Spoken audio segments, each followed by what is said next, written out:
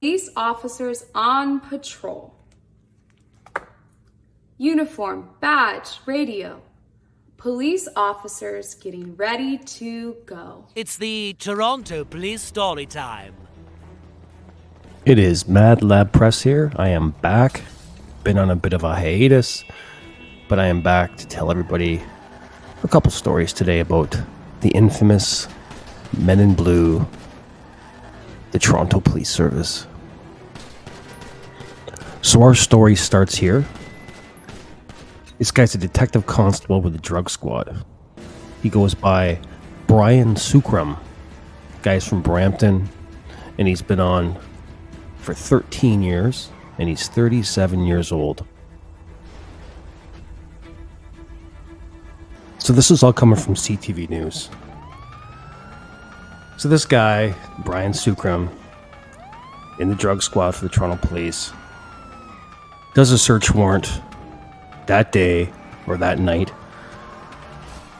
seizes a bunch of drugs, goes back to the station, and decides, hey, you know what, I want some coke and some meth.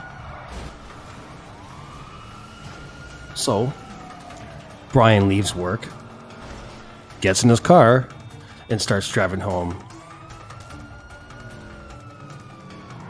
At about 2 a.m., Peel gets a call for this guy driving erratically. They say there was an interaction with the driver, which ended in 2 cops being sent to hospital. I'm not sure what kind of interaction that was. So when they pull him over to get him out of the car, they arrest him. They find drugs on him. So I'm going to read the list out to you of how many charges this guy got. Now keep in mind, this guy is a detective constable in the drug squad of the Toronto Police Service. Just keep that in mind. So this guy's been charged with 1 count each of dangerous operation, failure to stop after an accident, flight from a peace officer, operation while impaired over 80. It gets better. Possession of methamphetamines for the purpose of trafficking, and possession of cocaine for the purpose of trafficking. Now, when is this going to stop, guys? This just happened this week. This happened on Wednesday. And let me guess, this guy's going to get suspended with pay 100%. So let's move on to story number 2. Coming out of Toronto again, we got a detective with the Toronto Police Service who works for the Guns and Gangs Task Force. His name is Jason Kondo. Now, Jason has 37 years on the service. And Jason's been a very naughty boy, racking up a whole lot of charges against himself. Let me tell you a bit about the story. Now, this is coming out of the Professional Standards Division of the Toronto Police. So on Thursday, June 20th, 2024, Jason Kondo was arrested.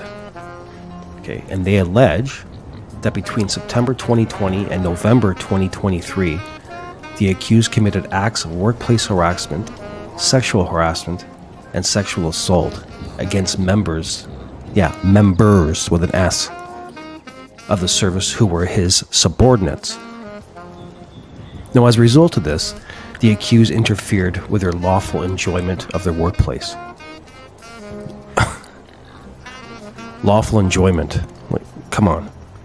The guy allegedly sexually assaulted people while on duty.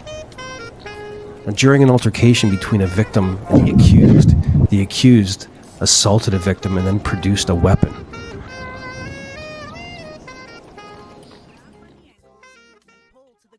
And I guess we're all forgetting about this one. The guy's kicking the hell out of the guy in the ground. So every single week now, guys, Whenever a cop is charged in this province, I will be posting this story, whether it's from the news, whether it's something that I filmed, or from the newspaper, to educate people on what goes on behind closed doors. Nothing. Because these guys get suspended with pay, and they get a slap on the wrist at the police tribunal. It's MadLab Press. Hit the like button. Please subscribe, guys, and I will see you on the next one. Police officers can be seen in the footage. One then appears to kick the individual 3 times while on the ground. Another officer appears to then intervene, saying, "Stop, that's enough."